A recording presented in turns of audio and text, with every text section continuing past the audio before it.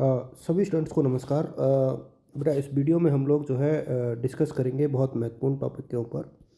और ये टॉपिक जो है बेसिकली आप लोगों के बीए पार्ट फर्स्ट में जो पेपर है पॉलिटिकल थ्योरी या फिर फाउंडेशन ऑफ पॉलिटिकल साइंस यानी राजनीति विज्ञान के मूल आधार, तो इस वाले पेपर से है। और बीए पार्ट फर्स्ट में काफ़ी उपयोगी है ये। बीए फर्स्ट ईयर में ये पेपर चलता है अमूमन। और पार्ट फर्स्ट की जब हम लोग बात करते हैं राजनीतिक सिद्धांत की, तो मैं आपको बता दूं कि जो यूनिट 5 है ना, आपकी सरकार के अंग जो है यूनिट 5 के, वहाँ से आप लोग तय मान के चलो कि 30 नंबर के क्वेश्चन आने हैं। 30 नंबर मतलब एक क्वेश्चन 20 नंबर का और एक क्वेश्चन 10 नंबर का और दो क्वेश्चन जो है एक एक नंबर के, यानी आप एक ही यूनिट से 32 नंबर कर सकते हो। तो आप लोग इस वाले मैं लगभग 3 छोटे छोटे से वीडियो बनाऊंगा और उसमें ये 5वीं यूनिट पूरी हो जाएगी।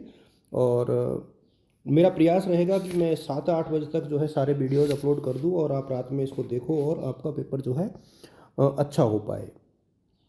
देखिए, सरकार होती क्या है, मतलब राज्य की इच्छाओं की पूर्ति जिस संगठन या एजेंसी के द्वारा होती है बेसिकली उसे हम लोग बोलते हैं सरकार या गवर्नमेंट। ठीक है।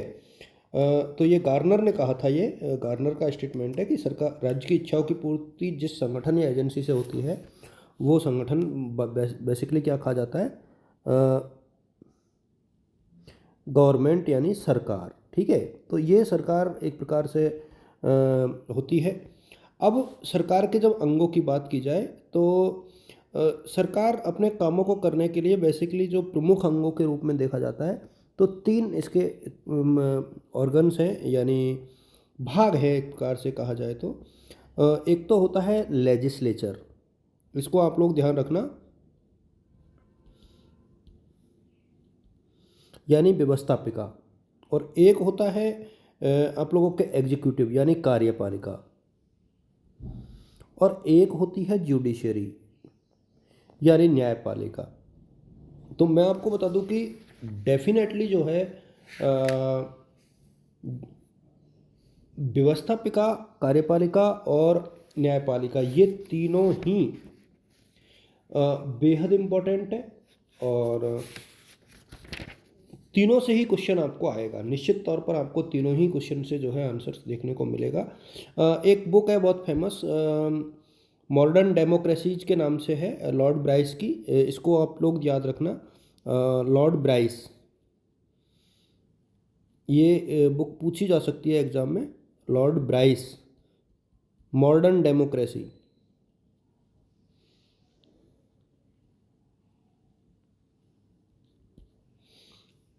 तो इस तरीके से अब मैं इसके बारे में आपको पहले इस पूरे वीडियो में मैं आप लोगों के साथ डिस्कस करूंगा व्यवस्थापिका यानी लेजिस्लेचर के ऊपर।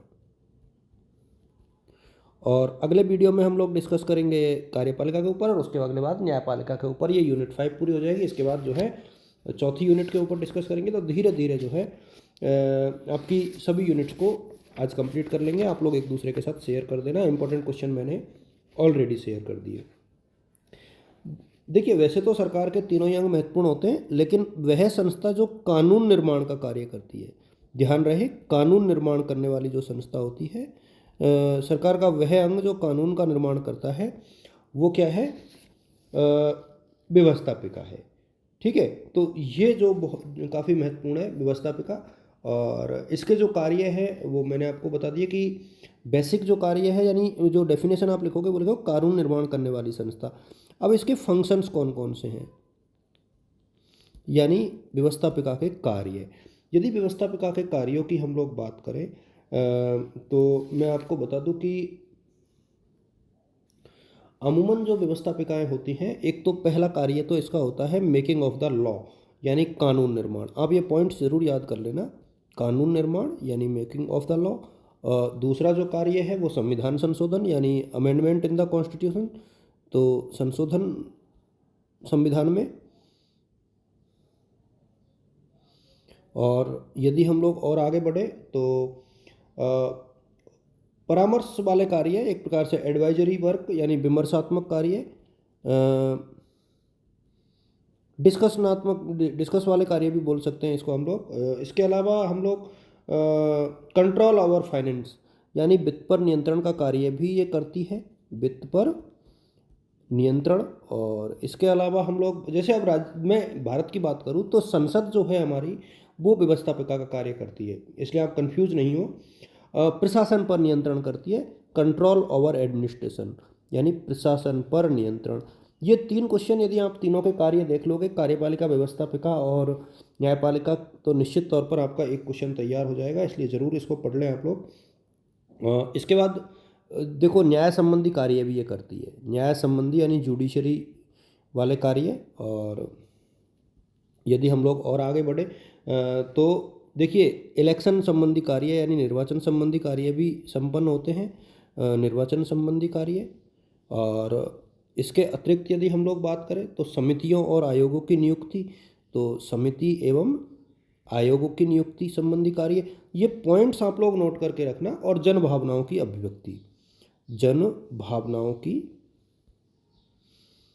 अभिव्यक्ति यानी expression of the people's emotions, ठीक है, सेंटिमेंट्स, पीपल सेंटिमेंट्स भी बोलते हैं इसको, इस प्रकार से होता है। अच्छा, ऑर्गेनाइजेशन ऑफ लेजिस्लेचर क्या होता है, मतलब संगठन। तो व्यवस्थापिका का जो संगठन होता है, इसमें मैं बहुत ज़्यादा डिटेल में नहीं जाऊँगा। व्यवस्थापिका का संगठन एक प्रकार से ये कहें कि एक सदन और 2 सदन, ठीक है, एक सदन यानी एक ही हाउस हो और द्विसदन में 2 हाउस होते हैं। जैसे भारत में लोकसभा राज्यसभा है, अमेरिका में सीनेट और प्रतिनिधि सभा है, ब्रिटेन में लॉर्ड सभा और प्रतिनिधि सभा है। तो एक सदन और 2 सदन जो है व्यवस्थापिका की होती है, और इसमें कोई शक नहीं, बस इसको समझ लो आप लोग। एक सदन निरंकुश होता है, ज़्यादा पावरफुल हो जाता है, ये ज़्यादा डेमोक्रेटिक होता है, दोनों सदन एक दूसरे के ऊपर कंट्रोल करते हैं, उसको वॉच भी करते हैं, इसलिए ये ज़्यादा इम्पोर्टेंट है। इसको लेकर के ज़्यादा ध्यान आप मत रखना। अब व्यवस्थापिका के संदर्भ में यदि देखा जाए तो थोड़ा सा ये क्वेश्चन पूछा जा सकता है आपसे कि क्या वर्तमान में व्यवस्थापिका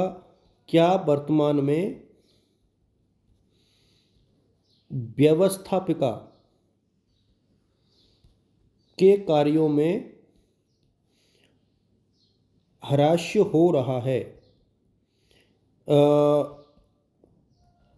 Is there some decline in the legislature power of the houses, different houses, यानी व्यवस्थापिका के कार्यों में क्यों कमी हो रही है, इसको लेकर के कोई क्वेश्चन एग्जाम में पूछा जा सकता है।